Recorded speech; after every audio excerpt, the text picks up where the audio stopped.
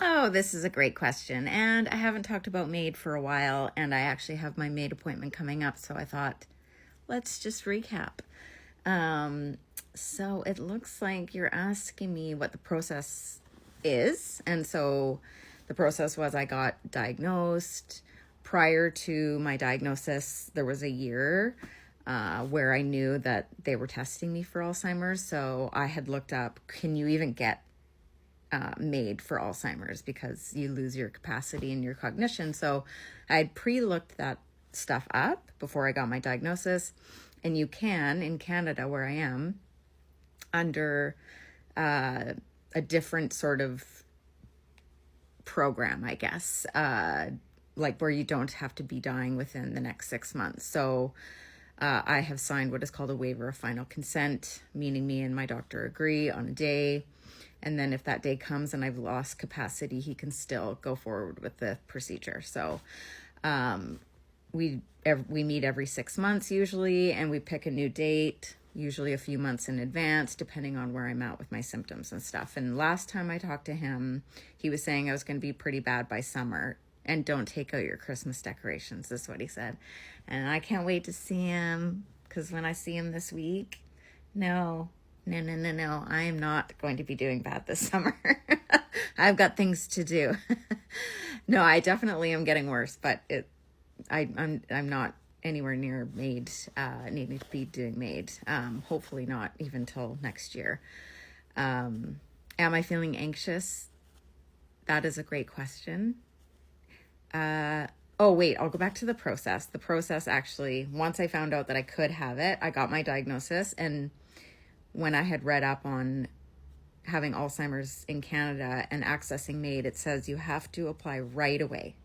They say apply right away. So it seemed really fast what I was doing, but I was doing it because it advises anyone who has dementia to apply as soon as you can, just in case you lose capacity. So the application process is, it's self-referred. I literally just went on to my health authority's website, put in MAID and my health authority, and filled out the application form. And then they contacted me, and I met 2 separate doctors that didn't know each other that specialized in my disease. And then I got approved. It wasn't super hard. It was fairly, I had an approval within a short period of time, which was good, because then I didn't need to think about it. And am I anxious? You know what? I think I'd be more anxious to pass away from the disabilities that this disease causes. I certainly have felt scared when I haven't known where I am. And there was a period where, well, I still hear things, but there was a period where I was seeing and hearing things, and it was so regular that it was scaring me. So I think I'm more anxious about the progression of the disease.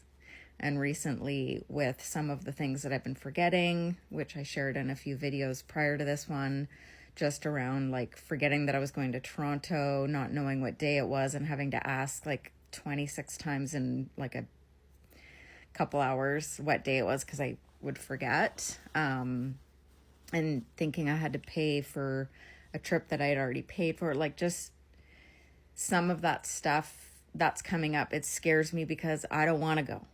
I don't want to die. I want to stay here. I'm having too much fun.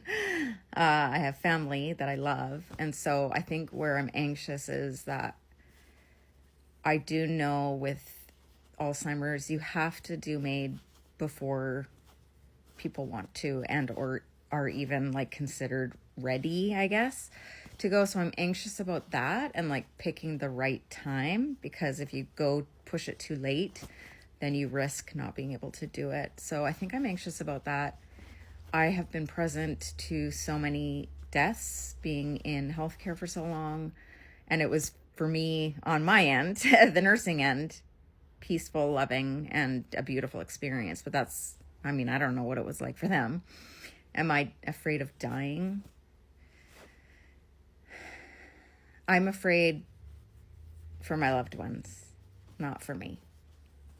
I'm afraid for the pain that it'll cause after I'm gone to my loved ones. I know I'm stubborn, and haunt the shit out of them. So I'll be around whether they want me to be or not. But no, I think I'm afraid of, I mean, when I picture the day of doing MAID and like being in my bed and having family and loved ones around and stuff, like I feel like I'm going to be afraid for them, not me. So am I at peace? Yes. Yes. I've had a fucking crazy life. It's been a good one. I have the best family and I have the coolest friends, and life has been really hard for me, but I have just kicked ass. I keep falling down, getting up, falling down, getting up, falling down, getting up. And the more times I get up from the fall down, the better I feel. And I've allowed, with no fault of my own, because you don't know what you don't know, but I've allowed a lot of my past stuff to kind of dictate who I am as an adult, and that hasn't always looked very pretty. So I'm at peace with me because I have done absolutely everything in my gosh darn power to be the best person I can be. And I can like lay down with my head at night and know, even when I've looked terrible to other people and I've behaved terrible, I was still doing my best. And so I'm at peace with that. I'm at peace with how much I've shown up for my life, even through mental health and addiction and, you know, all of the things. I am not at peace dying young because I have children. So no, I don't like that. That keeps me awake at night a lot. I don't talk about it very often because it's hard to talk about. But I think about it every day. Every day. So I'm at peace with my own self around passing away, but I am not as a mother. And I don't know if people ever get there. I don't know that I'll ever get there. I keep thinking, like, will I know? Will I know when it's time to go? And, like, will I ever be at peace with going? Like, knowing I have kids and knowing that I probably have to go sooner than, like, I don't know. Sometimes you see somebody and they're dying and you're like, hey, they're going to die and they look like they're going to die. But, like, with MAID and dementia, you have to go before. I know my kids don't want to see me suffer. My mom doesn't want to see me suffer. I don't want to suffer. Nobody's changing my diaper. That's all I have to say. If I'm getting into a diaper, then I'll be gone. And hopefully I'll be at peace at that point. But those are really good questions. I do appreciate you asking. It's not invasive. I'm on here to be invasive, I guess, basically. So if you guys have any questions, comments, concerns, whatever, just put them in the comments.